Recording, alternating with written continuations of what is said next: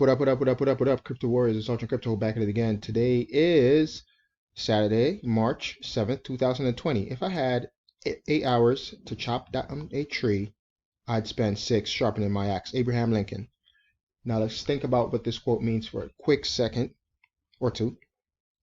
8 hours, but he's going to spend 6 to sharpen the axe, meaning he's going to prepare himself or prepare his tools in chopping down that tree.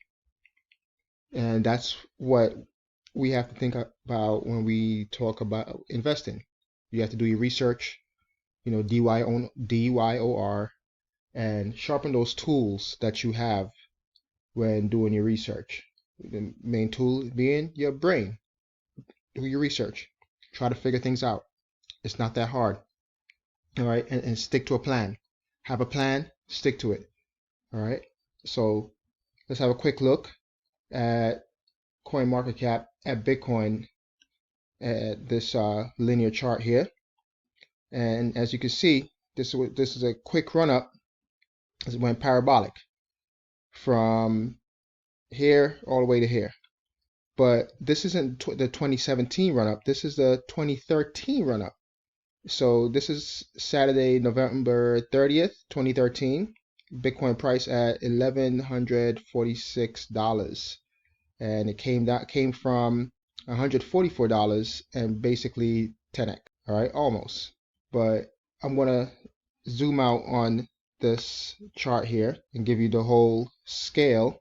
Once it loads, you'll see what I'm talking about. Why this is not a sprint but a marathon. And this same little blip on the screen is what we just looked at. I can't quite get it at November 30th, 2013, but I could get it at around December 1st or so. And you can see that little blip. This big run up of 2017 it will be a little blip moving forward 7 to 10 years from now. We just got to take things into perspective. All right, so let's get into it.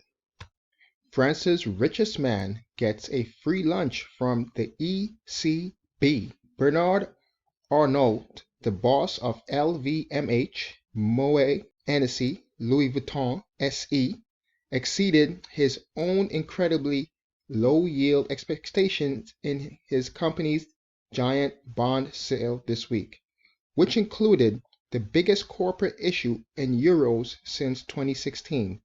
The luxury giant raised 7.5 billion euros or $8.3 billion and 1.55 billion pounds or $2 billion over a range of maturities from 2 to 11 years to help finance its $16 billion purchase of Tiffany & Company. So this company, LVMH, you should know it, all right? You know Louis Vuitton, you know Moet Hennessy. They're basically getting free money from the European Central Bank because interest rates are so ridiculously low. We saw that the Federal Reserve here in the United States, which is the U.S. Central Bank, cut rates half a percentage point. And, we have President Trump saying that we need to compete with other central banks and go negative, basically. And we will get there eventually. So we have negative rates in Europe and negative rates in Asia. So, United States is the only country that's left.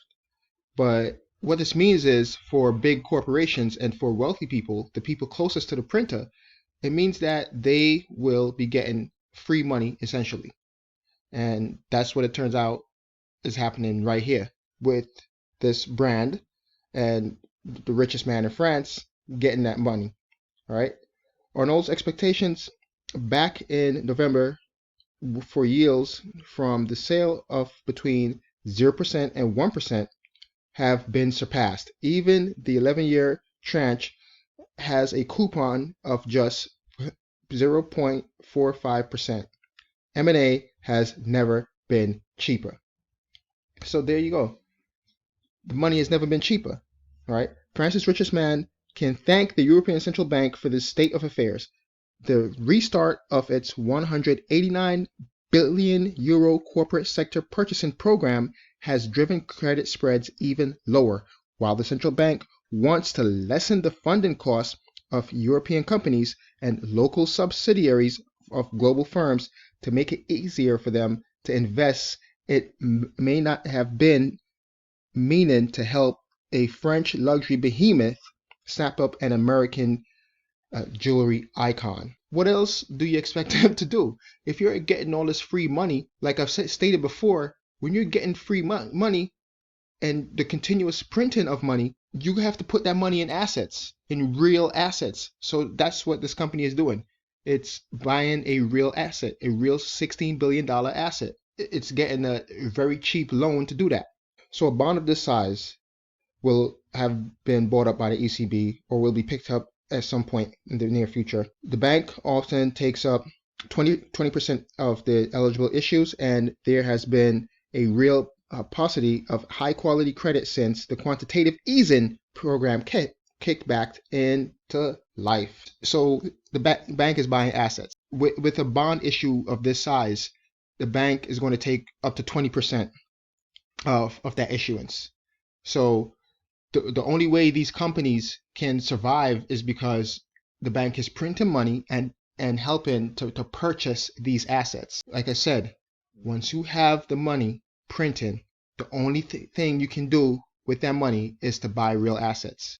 These people at the top that's close to the printer, that's all they could do. Buy real estate, purchase other companies. They're supposed to be using this money to reinvest, okay, in local companies, reinvest in Europe, and to help grow the company. But instead of doing that, they're purchasing assets. There was another jumbo corporate sale in Europe this week by U.S.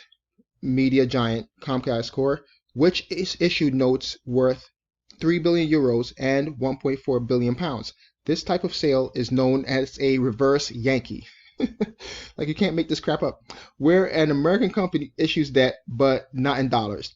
Maybe we can refer to LVMH's use of dirt cheap funding in its home currency to buy an American company as a reverse Yankee. Like, this is mad jokes right here.